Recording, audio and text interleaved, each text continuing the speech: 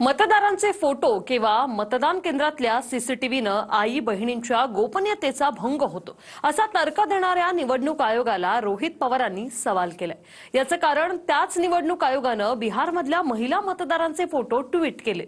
पाहूया। क्या अपनी माताओं, बहुओं, बेटियों सहित किसी भी मतदाता की सीसीटीवी वीडियो चुनाव आयोग को साझा करनी चाहिए क्या? आपल्या आई बहिणींचे फोटो व्हिडिओ सार्वजनिक कसे काय करावे असा तर्क देणाऱ्या मुख्य निवडणूक आयुक्तांनाच रोहित पवारांनी ट्विटद्वारे सवाल विचारले। कारण बिहारमध्ये स्वतः निवडणूक आयोगाच्या हँडलवरून मतदार महिलांचे फोटो ट्विट करण्यात आले। ये निशान नहीं मेरी शान है, लोकतंत्र में मेरा योगदान है, वोट करेगा बिहार या शीर्षकासह निवडणूक आयोगानं बिहारमधल्या मतदार महिलांचे फोटो शेअर केले। त्यामुळे आता इथे महिला भगिनींच्या गोपनीयतेचा भंग होत नाही का असा प्रश्न विरोधक करतायत। महाराष्ट्र लोकसभेनंतर विधानसभेला एकाएकी इतकं मतदान कसं वाढलं? जर संध्याकाळी मतदान केंद्रांवर रांगा होत्या तर त्याचं निवडणूक आयोगानं सीसीटीव्ही फुटेज द्यावं अशी मागणी विरोधकांची आहे। मात्र मतदारांचे फोटो आणि सीसीटीव्ही फुटेज देऊन आपल्या आई बहिणींच्या गोपनीयतेचा भंग होईल असा तर्क निवडणूक आयोगानं दिलाय।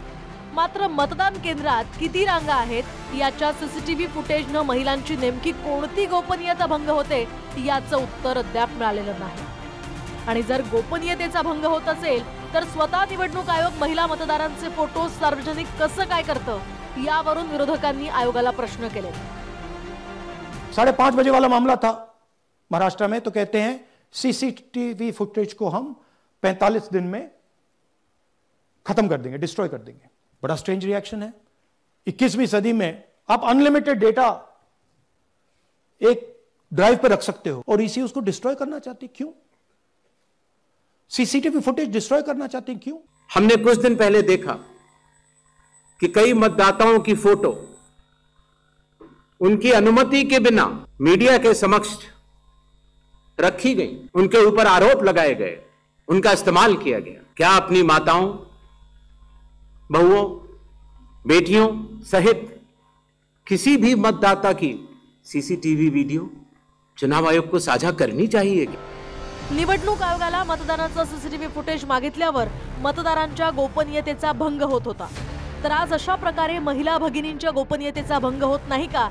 ऐसा कैसा चलेगा ज्ञानेश बाबू असं म्हणत रोहित पवारांनी आयोगावर टीका केली आहे।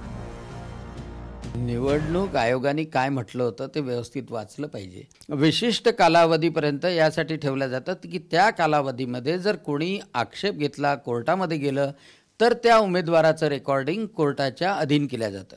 परंतु सरसकट सगळ्यांचं रेकॉर्डिंग 5 वर्षापर्यंत 10 वर्षापर्यंत नाही ठेवलं जाणार, त्याला विहित मुदत राहील, हेच निवडणूक आयोगाने बोललेलं होतं। आपण जो नॅरेटिव्ह सेट करतो त्या माध्यमातून निवडणूक आयोगावर जनतेचा अविश्वास निर्माण करायचा, संभ्रम निर्माण करायचा हा प्रयत्न विरोधकांचा आहे। खुद्द निवडणूक आयोगाच्या ट्विट खाली सुद्धा शेकडो लोकांनी निवडणूक आयोगाला महिलांच्या गोपनीयतेबद्दल सवाल केले। वास्तविक मतदारांच्या रांगांची दृश्य वृत्तवाहिन्यांवर दाखवली जातात, किती मतदान होतंय याचं वृत्तांकनही केलं जातं। स्वतः निवडणूक आयोग सेल्फी विथ पिंक बूथ कार्यक्रम राबवून महिला मतदारांचे फोटो शेअर करतं। मात्र त्याच आयोगानं सीसीटीव्ही फुटेजवर महिलांच्या गोपनीयतेचा भंग होतो हा तर्क कोणत्या आधारावर दिला हा आजही प्रश्न आहे।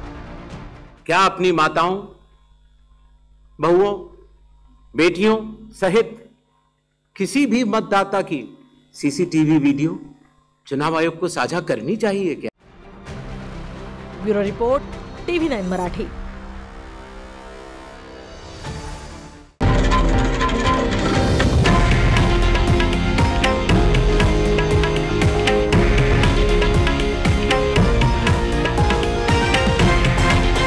हे आहे देशातील नंबर 1 न्यूज नेटवर्क आणि आपण पाहत आहात TV9 मराठी, एकमेव।